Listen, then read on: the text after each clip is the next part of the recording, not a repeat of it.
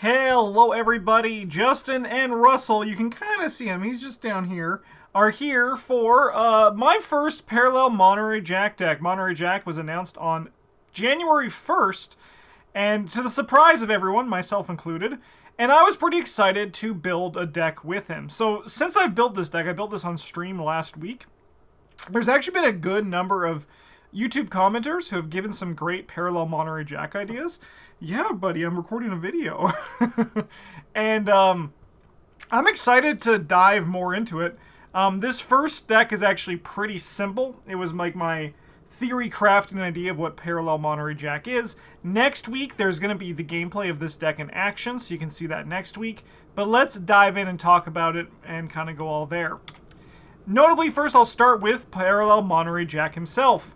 His reaction ability is after you discover the last clue at your location, search the top X cards of your deck for a charm or relic asset and play it, reducing its cost by X, where X is the printed shroud value of your location, then shuffle your deck. His Elder Sign is really good.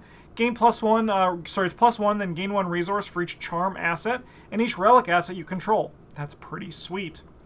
Notably, his deck building has changed to Rogue 03. He is no longer Edge of the Earth style, he is much different. So Rogue 0-3, Charm and Relic 0-4, Neutrals 0-5, and up to 5 other level 0 Seeker cards. His advanced Bullwhip and Buried Secrets are insane. The Bullwhip is wild. It's like there was a YouTube commenter who said, like, would you like a sweeping kick every turn? And it kind of just is, yeah, a sweeping kick every turn. It uses your foot instead of fist. You get +2 skill value for this attack. If it succeeds, you may exhaust Trusty Bullet to deal +1 damage with this attack and automatically evade the attacked enemy. Wowza, that's pretty wild. Buried Secrets is, it's kind of the same as the last one, except you just a double action now, and you can't take Horror to get rid of it. So you're just going to want to be aware of Buried Secrets, because getting stuck on a high shroud location could be a pretty bad time. I think this new Monterey Jack ability is pretty sweet. It's not one that's gonna, like, dictate your deck, right? I mean, it's gonna dictate your deck, but it's not gonna dictate your play pattern. It's not like you're going to be aiming to get full value from this all the time. Rather, this is an ability that, if you get value off of it, that is pretty sweet. So it's like one of those things where you're already, like, you're discovering the last clue, you're advancing the game, and you're going to be taking advantage of it. You might just, like, incrementally get enough value out of it that it becomes, like, super positive. In my playtest of this deck, I hit on 4 of the 7 locations, and it reduced all of the cost of the assets I played to 0. So just by playing the game, I got 4 free assets over the course of the game, which is pretty sweet. I think you can also build around his ability to take advantage of it with, like, Dr. William T. Mailson. You can drop clues down. You can, use those clues to then play additional things. You can use Friends in Low Places to stack your next, like, charm to make sure you hit it. As well, I think Monterey Jack is going to go up in value once we start seeing the masks in Hemlock Vale, where there's a really cool, one of the commenters suggested a Joey the Rat deck, which I think, like a big money deck, which I think would be really cool. This deck right here is just, as I said, my first Monterey Jack deck for the parallels, so I just wanted to keep it super simple.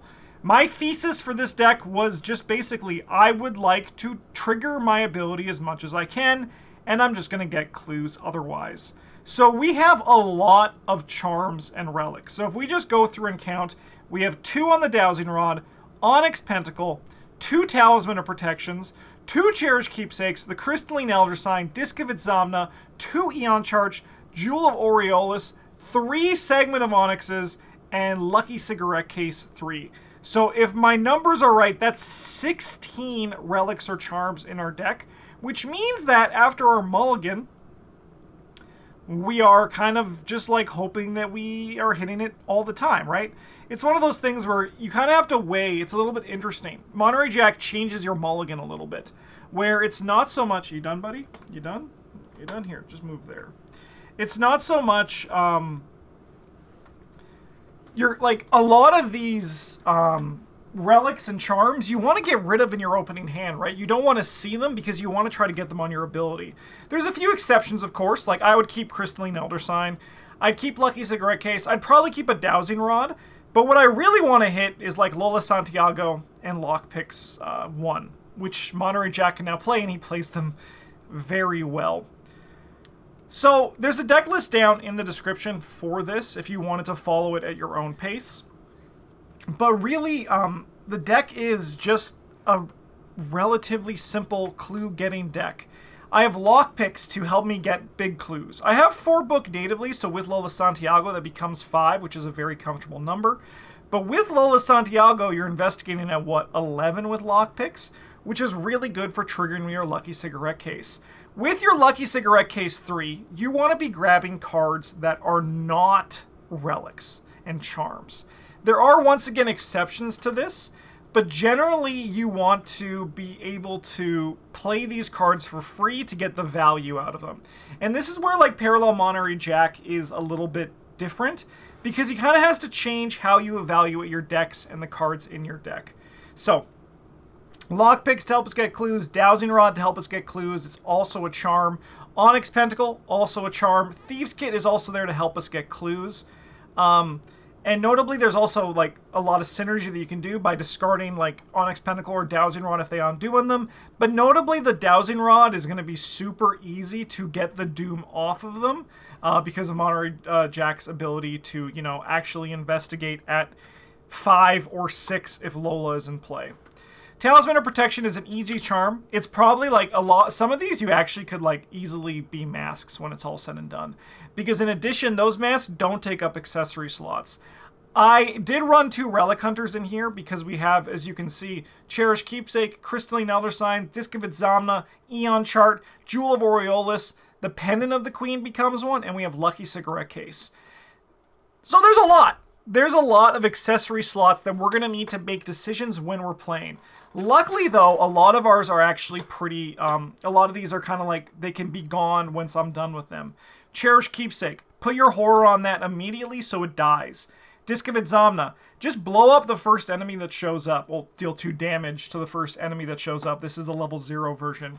Eon Chart. Use them. Don't try to be efficient. Like, just use them, because then when it's empty, you can immediately replace it. And then Pendant of the Queen, if you're playing with Taboo or not Taboo, it gets rid of itself when it's empty. So really, we want to have the Lucky Cigarette Case, and then whichever of the Crystalline Elder or Jewel we want to see first. As well, this whole thing of like filling up your accessory slot and kind of just going wild is a really fun gameplay loop that I had with this deck. And the deck did well in the gameplay video. This deck functioned exactly as I wanted.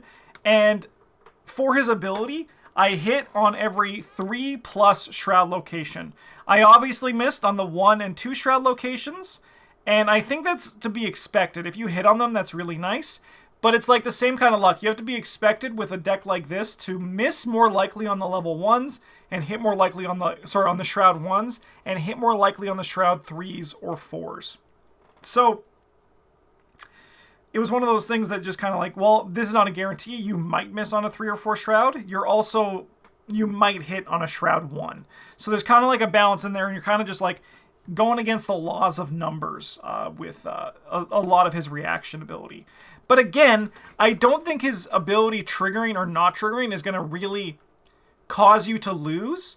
Rather, it's just going to give you incredible value over time that you don't have to spend time playing these assets, right? That's kind of like how it is. It saves you the money and the action. That's pretty good. And it's doing it for you, already playing the game, which is also kind of just really nice. The 5 cards at the bottom are honestly just like really easy stuff. Burning the Midnight Oil is economy. Easy Mark is economy and card draw. Emergency Cash is economy. Now, it might be a little bit of overkill. Like, your Burning the Midnight Oil could be Crack the Case. I went with Burning the Midnight Oil, mostly because it's just easier for me to remember to play it. I'm not even lying. That is why I put Burning the Midnight Oil in the deck over Crack the Case. But like your mileage may vary. Crack the Case I think is probably better because it kind of like synergizes with Monterey Jack's ability. But it's, once again, this was just because for when I'm streaming, Burning the Midnight Oil is easier for me to consistently hit. Deduction, grab more clues. Eureka, grab more ways to grab non-relics or charms from my deck. Notably as well, Lola Santiago also works really nicely with Monterey Jack's ability because, like, say for example you're on a 3-shroud location, you spend her to buy the last clue, you look at the top 3 cards, you play a Crystalline Elder Sign, for example, for 3 less, you basically use Lola's ability to pseudo-pay for the Crystalline Elder Sign, but you're also advancing the game in the process without using an action, so that works really nice there.